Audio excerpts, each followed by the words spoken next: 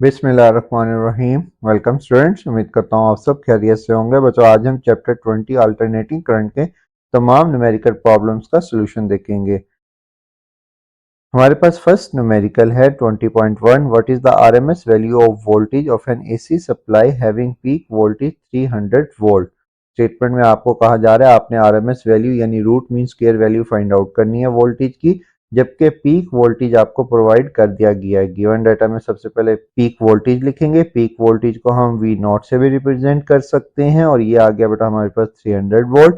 RMS value यानी V RMS हमने find out करना है, root mean square value of voltage. और आरएमएस का बेटा हमारे पास फार्मूला था peak voltage divided by square root 2। यहाँ पर वैल्यूज पुट करेंगे। पीक वोल्टेज 300 था divided by square root 2। Square root 2 को करेंगे तो बेटा हमारे पास आएगा 1.414 और इसको जब डिवाइड करेंगे तो बेटा हमारे पास आएगा 212.1 वोल्ट और यही हमारे पास रिक्वायर्ड आंसर था। इसको हम 212 वोल्ट भी लिख सकते हैं जो कि हमारी बुक में गिवन है। नेक्स्ट है बच्चों हमारे पास 20.2। An inductor with inductance 100 माइक्रोहेनरी passes a current of 10 milliampere when its terminal voltage is 6.3 volt. Calculate the frequency of the AC supply. Statement में आपको कहा जा रहा है आपने फ्रीक्वेंसी फाइंड आउट करनी है, जबकि इंडक्टेंस आपको प्रोवाइड कर दी गई है, करंट प्रोवाइड कर दिया गया है और वोल्टेज प्रोवाइड कर दिया गया है। सबसे पहले हम गिवन डाटा में इंडक्टेंस लिखेंगे।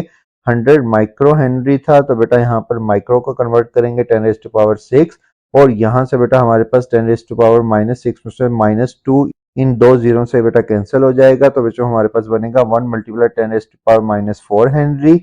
और करंट था बेटा मिली एम्पेयर में, तो इसको जब हम एम्पेयर में कन्वर्ट करेंगे 10⁻³ से मल्टीप्लाई करेंगे तो बच्चों ये हो जाएगा 0.010 एम्पेयर।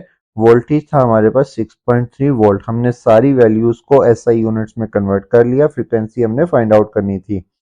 इंडक्टेंस हमने फाइंड आउट करने के लिए वोल्टेज और करंट को जब हम डिवाइड करेंगे और एंगुलर फ्रीक्वेंसी फाइंड आउट करेंगे बेटा हम इंडक्टेंस के फार्मूले से, एक्सएल इक्वल होता है ओमेगा एल के, तो बेटा यहाँ से हो जाएगा omega is equal to XL divided by L. और यहाँ से बेटा हम एंगुलर फ्रीक्वेंसी से फ्रीक्वेंसी की वैल्यू निकाल सकते हैं कि ओमेगा इक्वल होता है 2πf के।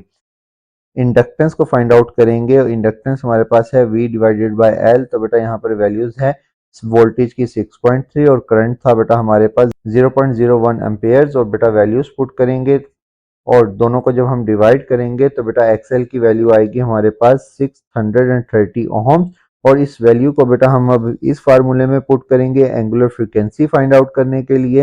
एंगुलर फ्रीक्वेंसी हमारे पास आएगी बेटा 6.60 10⁻⁶ रेडियंस पर सेकेंड। अब एंगुलर फ्रीक्वेंसी से बच्चों हम क्या करेंगे, सिंपल फ्रीक्वेंसी फाइंड आउट करेंगे और ओमेगा इक्वल होता है 2πf के, तो f इज इक्वल हो जाएगा ओमेगा डिवाइडेड बाय 2π के। यहाँ पर पाई की वैल्यू 3.14 पुट करेंगे और इसको डिवाइड करेंगे तो बच्चों हमारे पास फ्रीक्वेंसी आएगी 1 × 10⁻⁶ हर्ट्ज और यही हमारे पास रिक्वायर्ड आंसर था। इसको हम 1 मेगा हर्ट्ज में भी लिख सकते हैं। नेक्स्ट है बच्चों हमारे पास 20.3। A coil of pure inductance 318 millihenry is connected in series with a pure resistance of 75 ohms. The voltage across the resistor is 150 volt and the frequency of power supply is 50 Hz. Calculate impedance of the circuit. बच्चों हमको statement में कहा जा रहा है आपने impedance find out करनी थी, मतलब इम्पीडेंस को हमने डिफाइन किया था टॉपिक के अंदर combine effect of all reactance and resistance is called impedance. जबकि आपको इंडक्टेंस प्रोवाइड कर दी गई है, रेजिस्टेंस प्रोवाइड कर दी गई है और वोल्टेज और पावर सप्लाई की फ्रीक्वेंसी भी प्रोवाइड कर दी गई। गिवन डाटा में सबसे पहले इंडक्टेंस लिखेंगे, वो मिली हेनरी में थी तो बेटा इसको हेनरी में कन्वर्ट करेंगे, मतलब 10⁻³ से मल्टीप्लाई करेंगे तो बेटा वैल्यू हो जाएगी 0.318 हेनरी। रेजिस्टेंस है हमारे पास 75 ओहम्स, फ्रीक्वेंसी थी 50 हर्ट्ज। वोल्टेज हमारे पास यूज नहीं होता इस न्यूमेरिकल में, इसलिए हमने यहाँ पे गिवन डाटा में नहीं लिखा। आप लिखना चाहें तो बेटा लिख सकते हैं। इम्पीडेंस फाइंड आउट करनी है, Z से रिप्रेजेंट करते हैं इम्पीडेंस को। फार्मूला हम यूज करेंगे, सबसे पहले हम ओमेगा फाइंड आउट करेंगे, omega is equal to 2πf से। एंगुलर फ्रीक्वेंसी निकालने के बाद उस इंडक्टिव रिएक्टेंस निकालेंगे, मतलब एक्सएल की वैल्यू निकालेंगे ओमेगा एल को यूज करके। फिर इन दोनों वैल्यूज को निकालने के बाद बेटा हम इम्पीडेंस का फार्मूला यानी square root R² plus XL² से को यूज करेंगे।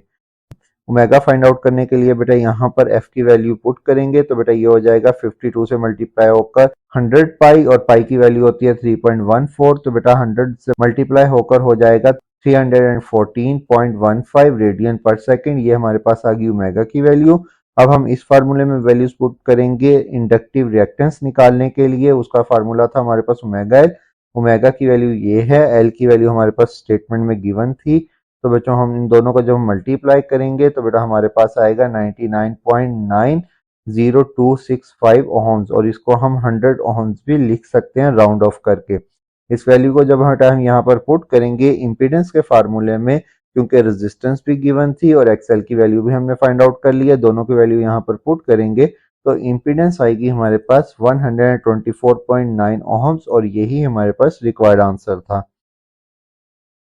नेक्स्ट है 20.4 numerical a resistor of resistance 30 ohms is connected in series with a capacitor of capacitance 79.5 microfarad across a power supply of 50 Hz and 100 volt.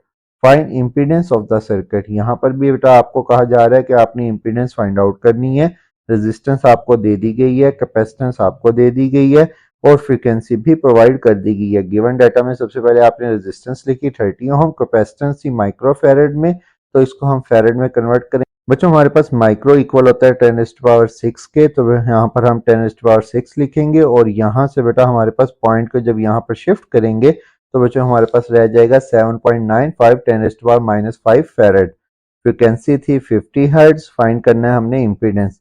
तो impedance find out करने के लिए सबसे पहले हमारे पास एंगुलर फ्रीक्वेंसी होनी चाहिए यानी ओमेगा की वैल्यू। ओमेगा का फार्मूला है 2 पाई एफ। सबसे पहले हम इस फार्मूले को यूज करके ओमेगा की वैल्यू निकालेंगे, फिर कैपेसिटिव रिएक्टेंस निकालेंगे, मतलब एक्सी की वैल्यू, उसका फार्मूला था XC is equal to 1 divided by omega C, और फिर एंड पर इम्पीडेंस का ये वाला फार्मूला यूज करेंगे।